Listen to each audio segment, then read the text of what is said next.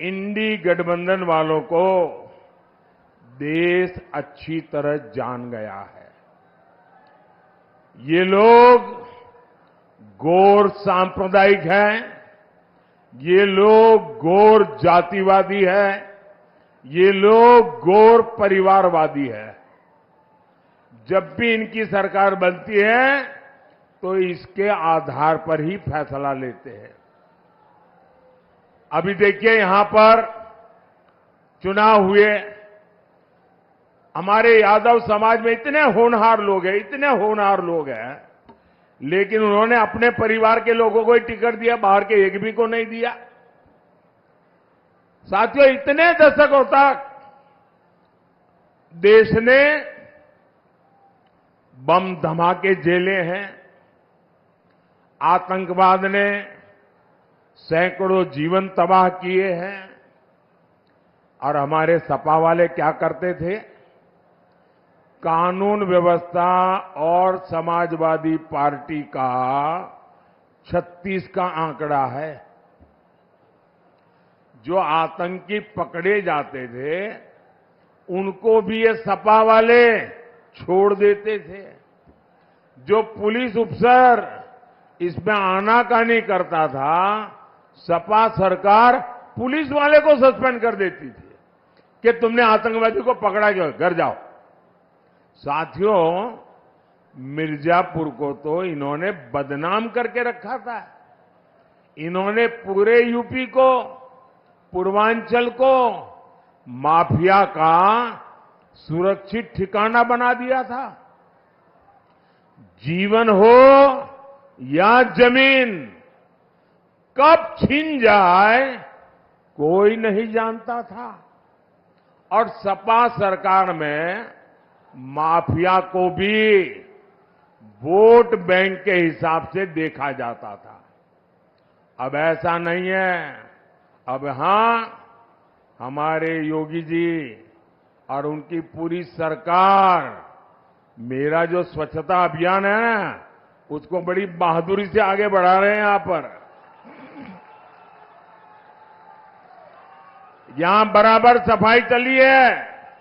सपा सरकार में पहले जनता थर-थर कांपती थी, अब भाजपा सरकार में माफिया थर-थर कांप रहा है।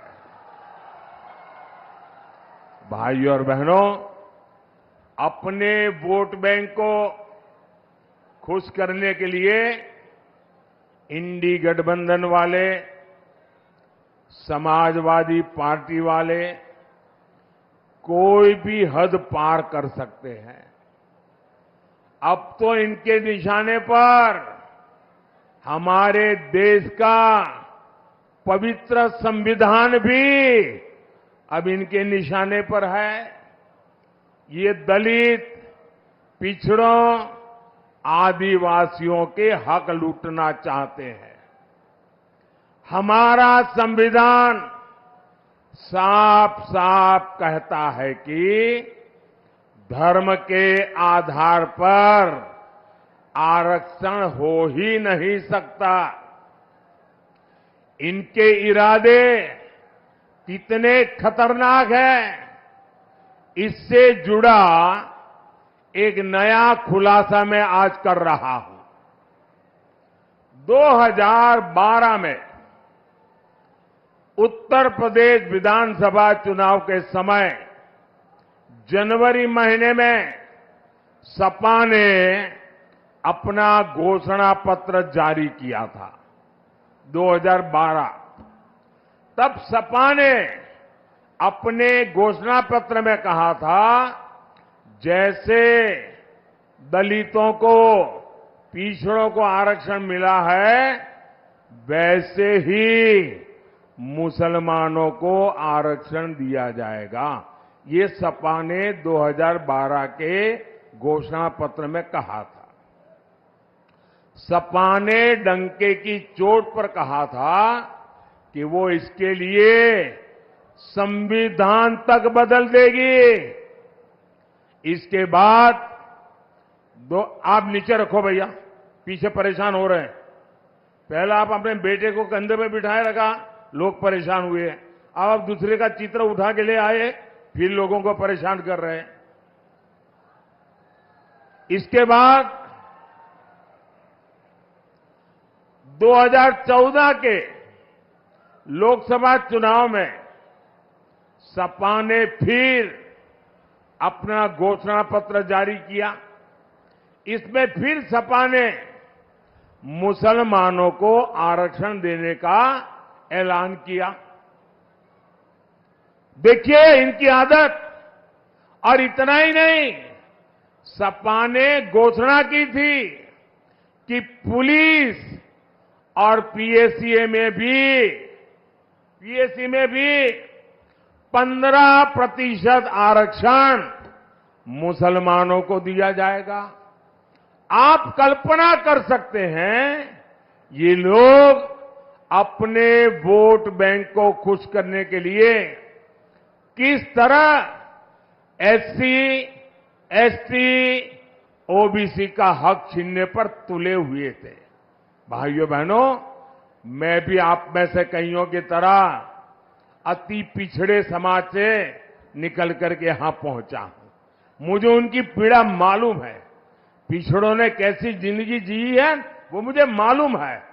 उसको भी ये लूटना चाहते हैं। सरकार में आने के बाद इन्होंने अपनी मनमानी भी की, लेकिन मामला तब से सुप्रीम कोर्ट में फंसा हुआ है। बावजूद इसके ये पिछले दरवाजे से ओबीसी का हक, अति पिछड़ों का हक मुसलमान को देते रहे हैं। लेकिन बार बार कभी हाई कोर्ट, कभी सुप्रीम कोर्ट इसको रोक लगाती है, गंभीर सवाल पूछती है, मामले लटके रहते हैं। अब इसलिए इन्होंने क्या सोचा है कि अब इंडी वालों ने तय किया है कि मुसलमानों को आरक्षण देने के लिए एससी, एसटी, ओबीसी, अति पिछड़ों का आरक्षण छीनने के लिए अब वो आखिरी उपाय खोज लिया है। और वो आखिरी उपाय है उनका संविधान में बदल लाना, संविधान में लिख देना। वो कहते हैं कि संविधान में लिखेंगे मुसलमानों को आरक्षण दिया जाएगा। और इसलिए ये लोग संविधान बदलना चाहते हैं। ये कोर्ट कचहरी के झंझट को एक बार में ही खत्म करना चाहते हैं। मैं आपसे पूछना चाहता हूं मेरे भाई बहन, क्या आप ये होने देंगे? क्या आपका हक जाने देंगे? क्या वोट बैंक के आधार पर हक छीना जाएगा? क्या बाबा साहब आंबेडकर की पीठ पे छुरा भोंकने देंगे? क्या संविधान का अपमान होने देंगे? क्या संविधान की हत्या करने देंगे?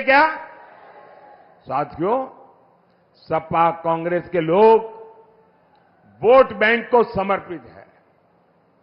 वहीं मोदी गरीब, दलित, पिछड़ों के हितों के लिए समर्पित है।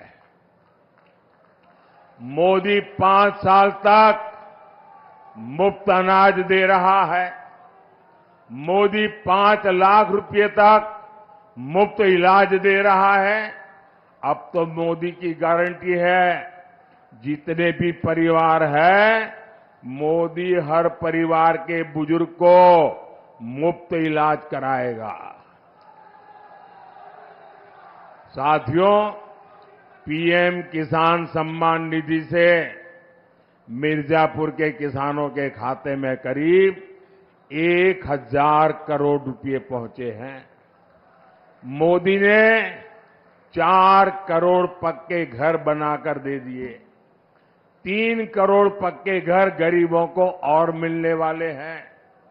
ये एक एक घर लाखों रुपए का है जो माता बहन के नाम पर मिल रहा है। साथियों, आप बिजली से कमाई कर सके, मोदी इसके लिए भी रास्ता बना रहा है। पहला तो आपका बिजली बिल 0। आपका बिजली बिल 0। इतना ही नहीं, आपके पास जो अतिरिक्त बिजली होगी वो सरकार खरीदेगी, बिजली के बदले में पैसे देगी और आपको बिजली से कमाई होगी।